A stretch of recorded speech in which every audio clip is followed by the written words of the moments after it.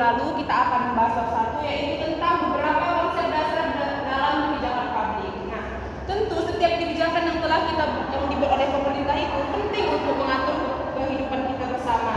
Tetapi apa jadinya nih kalau misalnya kebijakan itu nggak sesuai gitu sama masyarakat?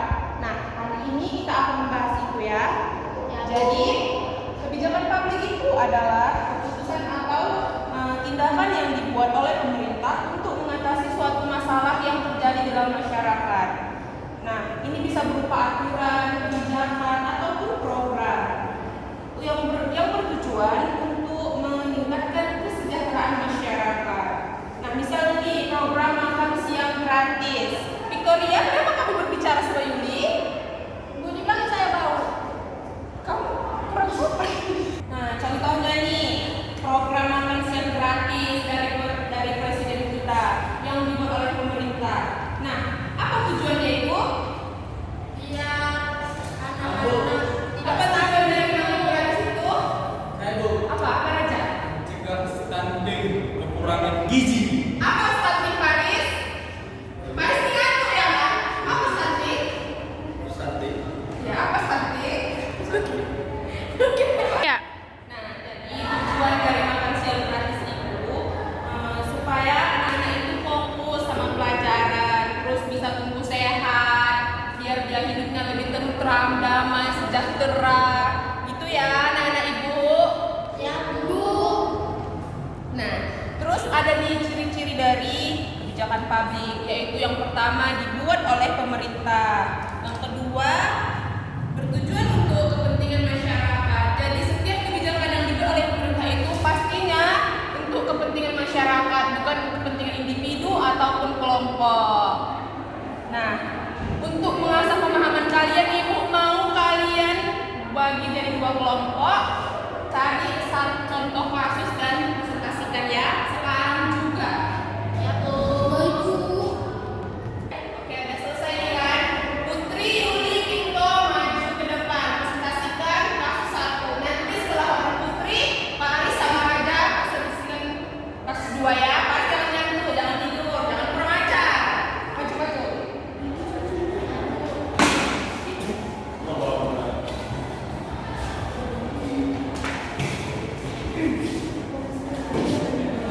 Baik.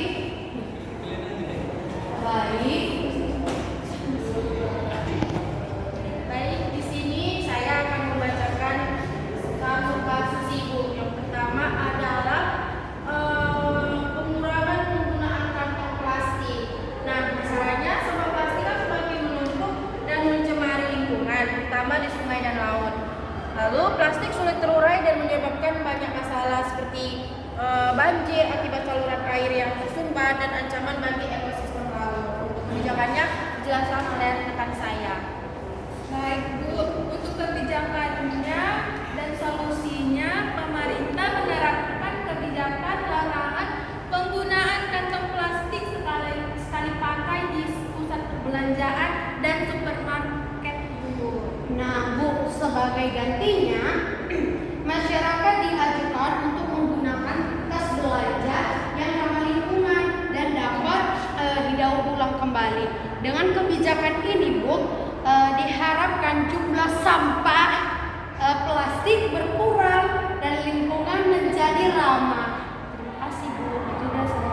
Oke, baik. Kelompok satu memang betul-betul memahami kali ini ya. Tepuk tangan dulu untuk kelompok satu. Ayo, Paris. Oke, silakan duduk ya. Terima kasih, Bu. Baik, selanjutnya kelompok Paris sama Raja. Cepat maju. Contoh kasus dua. Mereka belum siap, Bu. Cepatlah Paris. Katanya aku males, Bu. Paris ini memang ada gairahnya ya untuk belajar ya.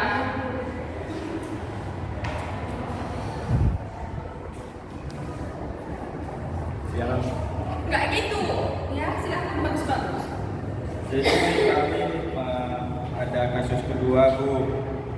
Contoh kasus kedua mengenai program beasiswa pendidikan untuk siswa yang berprestasi. Masalahnya banyak siswa berprestasi ini yang kurang mampu keluarganya, jadi nggak bisa ya kuliah, ada keterbatasan biaya. itulah hambatan untuk keluarga gak mampu ini. Jadi mereka tuh stagnan, jadi nggak bisa berkembang, nggak bisa berkontribusi Bu. Untuk kebijakan dan solusinya Raja Bukit Jauh.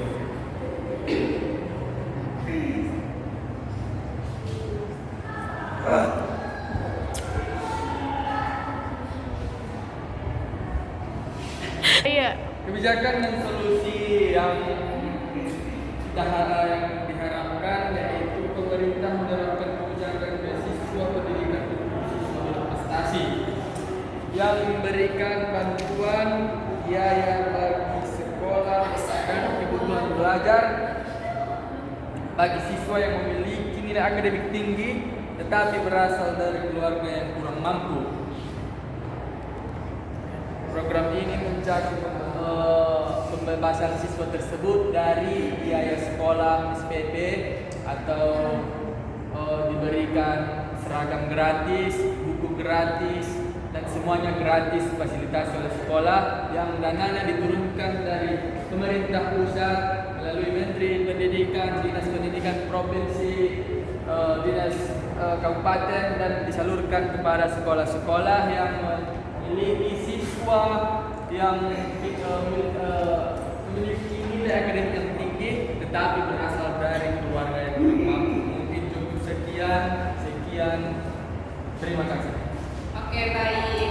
Tepuk tangan untuk kelompok 2. Baik, silakan dulu ya Pak sama Raja. Nah, jadi setelah kalian mempresentasikan contoh kasus 1 sama kasus 2, Ibu merasa kalian udah paham nih sama materi kita hari ini. Nah, perlu kalian ketahui kenapa sih kita harus belajar kebijakan publik itu? Perlu dipelajari karena mempengaruhi kehidupan sehari-hari dan membantu kita memahami bagaimana pemerintah seharusnya mengambil keputusan dengan baik. Oke? Untuk minggu depan Ibu mau kalian itu memahami bab 2. Sebelum masuk kelas harus paham dulu apa sih itu yang di bagian bab 2 ya. Ibu nggak mau kalian masuk ke kelas itu dengan